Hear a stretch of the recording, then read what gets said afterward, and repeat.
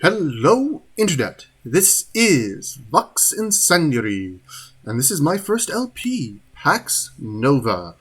Pax Nova is a 4X game that I've been having a lot of fun with, and I decided, you know what, I'm going to do something new. I'm going to do an LP. So let's get right into this thing. If you're not super familiar with 4X games, I will try and explain as much as I can as we go along. But, yeah, Pax Nova is really ambitious in its scale. It may not be quite as polished as certain others right now, but I'm really hoping that the developers will be able to put that extra bit of polish, that extra bit of love and care into it.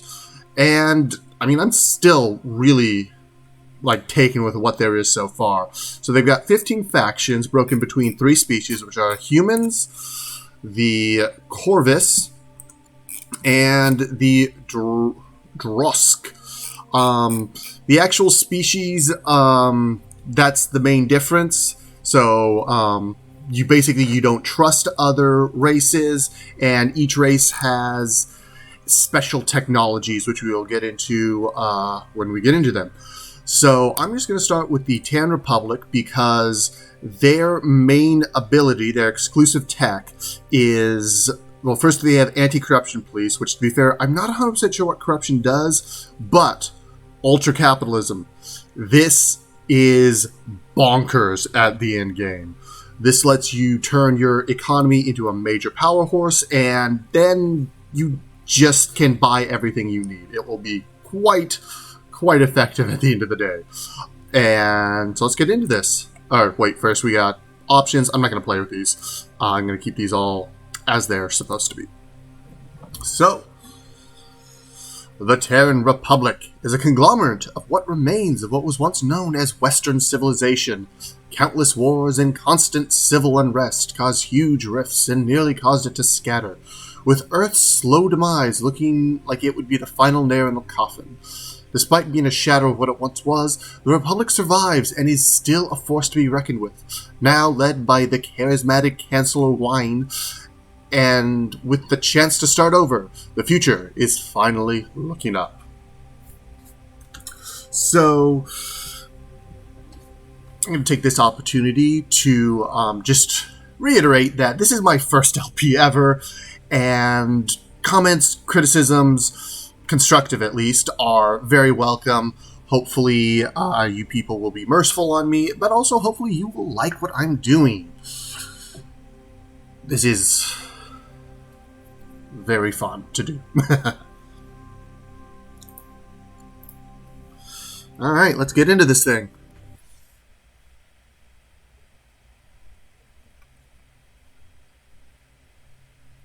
We had to leave Earth behind, as it had no future. Now that we have finally arrived at our destination and are preparing to take the rest of our crew out of cryostasis, we have no time to look back at those we left behind and the fate of our homes. We can only look ahead to what awaits us below.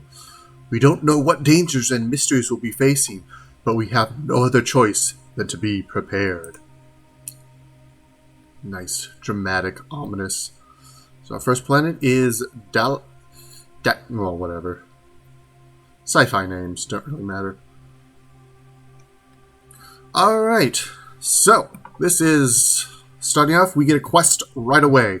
Now that we have finally arrived on Eos, which is weird because you're in Eos. Eos is the solar system, not the planet. So, a planet with suitable living conditions, we can finally start thinking about settling down. We have been given a great chance to start over before. We have been given a chance to start over before, and we shall make the most of this opportunity. So, sell your first colony. Rewards to Aether. So, this can be one of your most important decisions, and yeah, do not settle by mountains. Mountains will, there are a lot of mountains around here. When my city starts to try and grow, it is going to be growing into mountains, and that is not going to be helpful. But this tile right here should be good enough for me to settle right on its own. So, settle the city, confirm, and we have done it. Settling the city is the first step on a bright future, and our people are confident that this is the start of something truly great. We can't let them down. So, we've got 2 Aether. Aether is sort of a... it's a research that lets your abilities do cool things. It's not super... Well, actually, it is super important depending on what you want to do, but you're never going to buy anything with it. So, it is what it is. So, the citizens of our capital of WRIGHT are both terrified and excited by what lies ahead. We can't let them down, and we must get to work immediately to show them the way forward. We may not have another chance. Reach level 3 in WRIGHT. Alright, so, this is our city screen. So we can see that WRIGHT starts with... So, the tile we've settled on gets 4 industry, 3 food, and 1 science. That's a pretty good start. All these tiles around us are where we can build, but we don't get jack from them until we actually do build on them. So, first things first, we want a farming district, and we want it on a river. You can kind of see the river there. It's not super clear, but the overlay helps a lot. The reason we want it by a river is we can then upgrade it later. And getting food right away will help our city grow. If our city grows, it will obviously level up, and then we finish this quest. I don't think I've said yet, but I'm going to be attempting to win this via the quest. The quest line. It basically takes you through every asset of this game, and it seems like a pretty good way to both introduce this and myself and get everyone ready to go. So, we have that starting to build. We're also going to set up a industrial district right here. That will give us some more production, let us build things faster. And then we settled right next to this. Ethereum, whatever. But that's fairly decent. That'll be useful later. And then, after founding our first city, we get our first scout. Now, it's a scout. It's not going to do us much good in combat, and that's the reason why I'm not actually going to be going to the shipwrecks super soon. The shipwrecks, items of interest, all of them are kind of lackluster so far. You can basically, there are basically 3 outcomes. You can get a specific resource, one of many resources that will pop up here later. You can get ambushed by some enemies, and they're going to ignore the city, but they're going to rip the scout apart. Or you can get nothing. So for right now, it's just not worth it. So I'm just going to go explore. Hopefully I can find our neighbors and maybe a spot for a decent second city when we get there. There's an ocean. So not much up there, but let's look at research. The tech tree in Pax Nova is kind of fun. So you've got these three main branches: industry, warfare, and technology. And then once you get enough knowledge, which you get by performing the research, you can go up to the next level, the next era, and then you get up to 5, and then you get transcendence, which is you win. To start out with, like I said, these guys, the Terran Republic, are really good at economy, so let's play to that strength. Let's immediately try and get financial districts, and hopefully we can get those sooner rather than later and get our economy really rocking. The economy is right up here. So we are currently earning... Your current corruption threshold is 40,000 credits. So if you go over it, you start losing 50% of your income. And that would be bad, except for 40,000 is a lot. And there's going to be a lot of buildings we can build. So, not a huge concern for me. So we are getting 31. We have 1 spending. So we have 30 a turn. That's not bad. Next turn. Not much is going to happen for those first couple of turns. We're just going to be exploring. Oh, and the scout, like every other unit, can cross sea tiles. But in order to get into the sea, you need to use all of your movement, and then you get one movement a turn. So it's not really worth it right now. I'm going to keep exploring the land and seeing what we can see. And keep going down here. That's some nice science. That'll actually make decent science because the building to improve science wants to be next to an ocean. But aside from that, ooh, Osmium. This is really fun because it lets you make ray weapons. We are going to want to settle around here. Probably that will be around where our first city is. Oh, hello. These are the creeps. They're not the creeps. They're just monsters, creatures, grabbers. We want to ignore these, and these guys are probably going to let us, but they also might be aggressive. They can be very aggressive when they want to be. When we also got a citadel. Citadels are one of the kinds of basically minor civilizations. They're basically one city. They have no area around them, but as you start to like them, they will give you abilities. They will give you these items. So, like for tier 1, which we get until we get up to 35, we can use 4 of our influence to share knowledge, which gives us +3 knowledge. That could be pretty useful if we were trying to blitz the tech tree. We're not, and the 4 influence is going to be pretty useful later. And I'll get into what influence goes in when we get to the main gist of it, which is going to be when we meet a second civilization. Till then, we'll see if they're... No, they're going to try and kill me.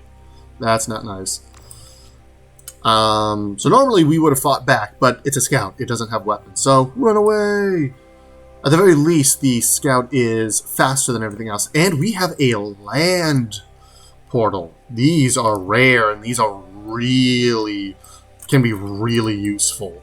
They can also be really worthless, depending on where it actually leads. And at the end of the day, you need these at the very tail end of the tech tree, and by that time we're going to have spaceships and all that, so... But we'll see what we can see. Because you don't actually get spaceships that let you move your troops. You have to build everything. All your land units have to be built on planet. So it can be useful if we end up fighting on Wazwallara 2. We'll see what that means later. How is my city doing right now? I'm starting... Okay. So we have built... So we have built our first farming district. So we're getting stuff out of that. I'm going to immediately upgrade this with an irrigation system. So it's going to take 2 turns. And some money. Again, not really super concerned about that. We're on our way to build the industrial district. So that should be pretty good. City will grow in 10 turns and another city in 1 turn. So that's good. It's not particularly fast, but what are you going to do? The Terran Republic does not have anything that helps it grow faster. In fact, I'm pretty sure our talent is that it goes badly. Demanding citizens, yes, prosperity is, well, but that has to do with unemployment, so we're not actually dealing with that right now. Anyways, continue exploring, trying, and hoping this guy doesn't get killed. I would like him. Alright, so and then this is the edge of the map. I mean, and to be fair, we can zoom out. Hopefully you guys can see there's a slight degradation of the pitch black and the dark gray that is stuff exists in here. Stuff does not out here. This is the entirety of the planet. This is the entirety of Dacalora 2. It is a small planet with circular ice caps. I don't quite get that, but whatever. Oh, and then we can check planet info. Unknown factions. There are 3 cities of an unknown faction, which means they're kind of like... I mean, they got plenty of space, but they're going to be closer to each other than they might like, which could be good. Intern.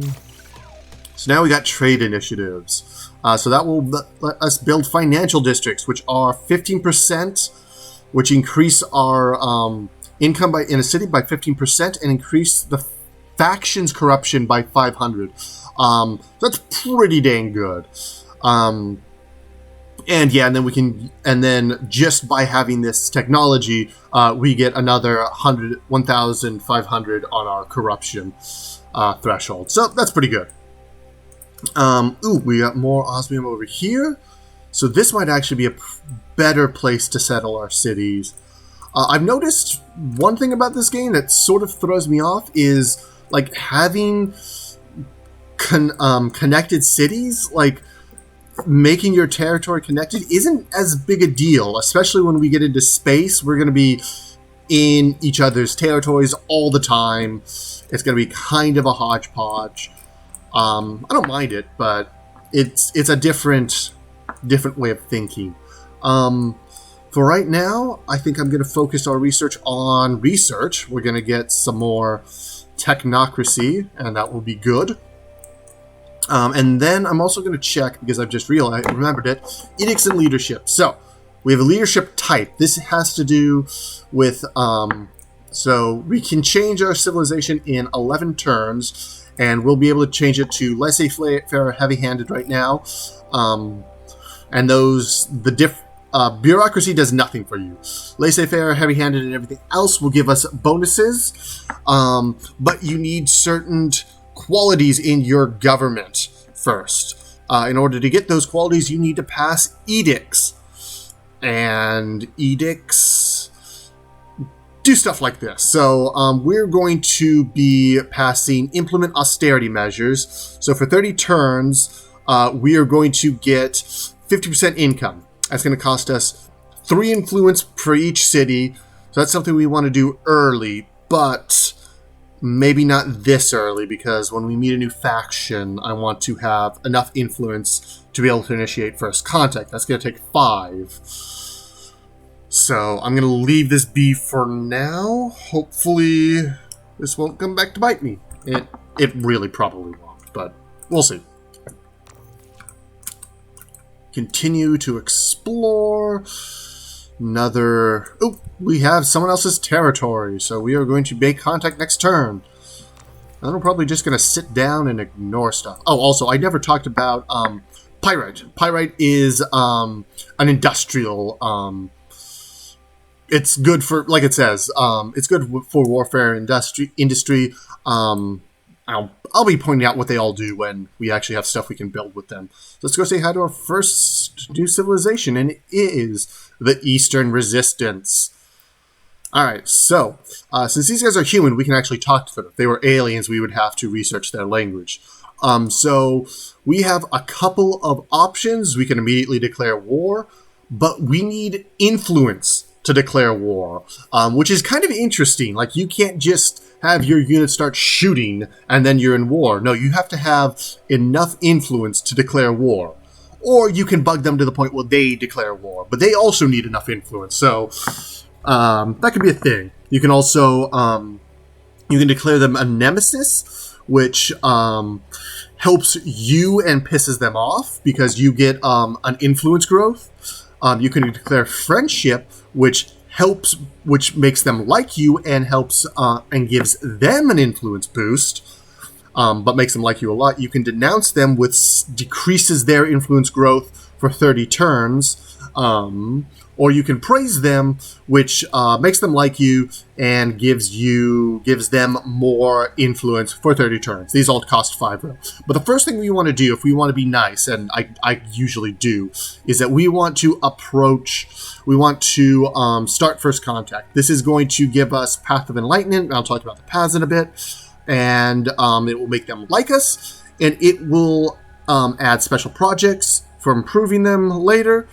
And it will also give us knowledge. Now, that's important. And that's the main reason I want to do this. But we need 4 to start this. So we need, 2 more turns? 1 more turn. Next turn, we will be able to start first contact with these guys. So, aside from that, I think I'm actually going to have my scout heal. Because if another thing attacks him, he's going to die. And I just don't want him to die right now. He's more useful to be alive. Unsurprisingly. There's their scout. Apparently they were exploring the other edge of the planet.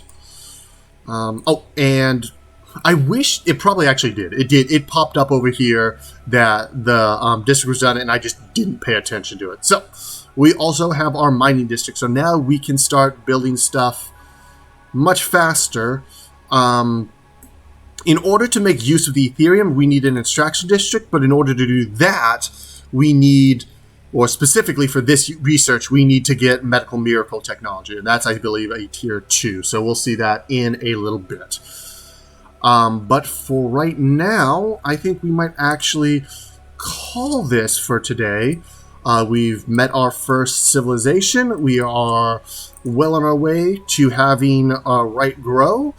And it's been pretty cool. So this has been Pax Nova. Please, this is now I'm getting my own name. This has been Pax Nova. And hopefully you like this. Like, subscribe, comment, please. This has been really fun. I will see you guys next time.